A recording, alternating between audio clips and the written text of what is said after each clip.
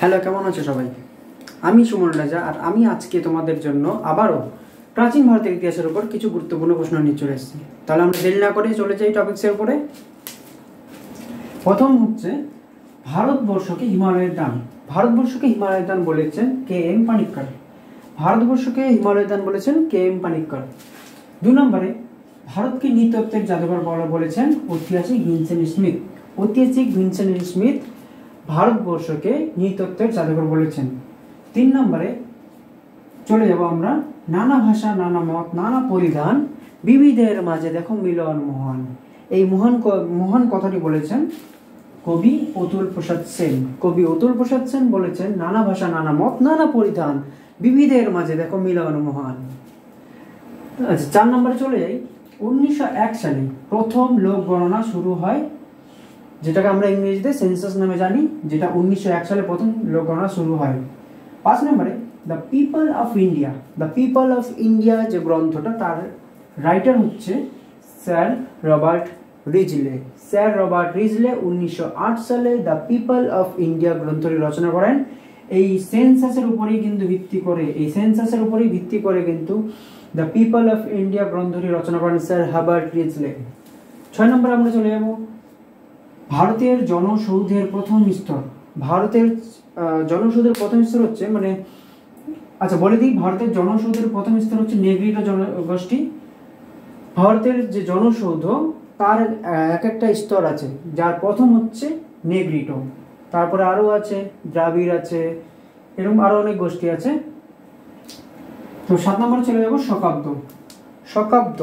শকাব্দ হচ্ছে কুষাণ সম্রাট প্রথম কনিষ্ক। কুষাণ সম্রাট যে প্রথম কনিষ্ক ছিলেন, তিনি পশ্চিম ভারতের যে মালব জায়গাটা ছিল, সেই জায়গাতেই তিনি শকাব্দের প্রবর্তন করেন।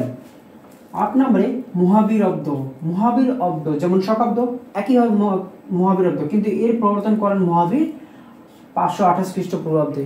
খ্রিস্ট জন্মের 528 অব্দে আগে মহাবীর অব্দ প্রবর্তন করেন মহাবীর। 9 নম্বরে চলে যাব, হর্ষাব্দ হচ্ছে হর্ষবর্ধন প্রবর্তন করেন। হর্ষাব্দ, এই কথাটা কিন্তু মনে থাকা দরকার, হর্ষবর্ধনই হর্ষাব্দ প্রবর্তন করেন 606 খ্রিস্টাব্দে উত্তর ভারতে। কোথায়? উত্তর ভারতের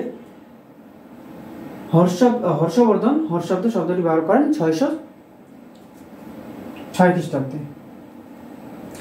10 নম্বরে চলে যাব, বঙ্গাব্দ প্রবর্তন করেন 1556 খ্রিস্টাব্দে বঙ্গদেশের প্রথম বঙ্গাব্দ প্রবর্তিত হয় 1556 খ্রিস্টাব্দে।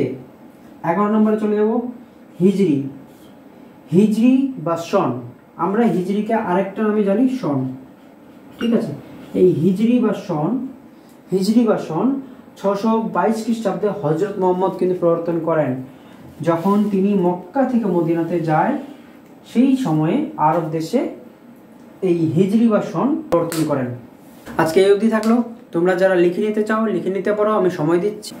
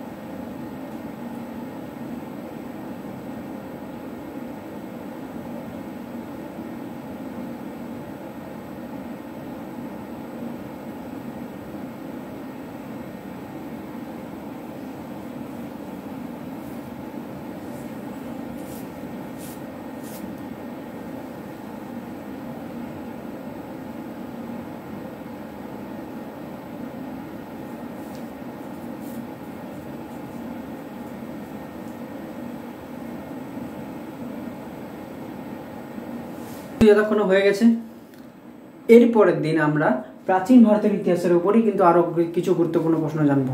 তো আজকে এই অবধি, থ্যাংক ইউ।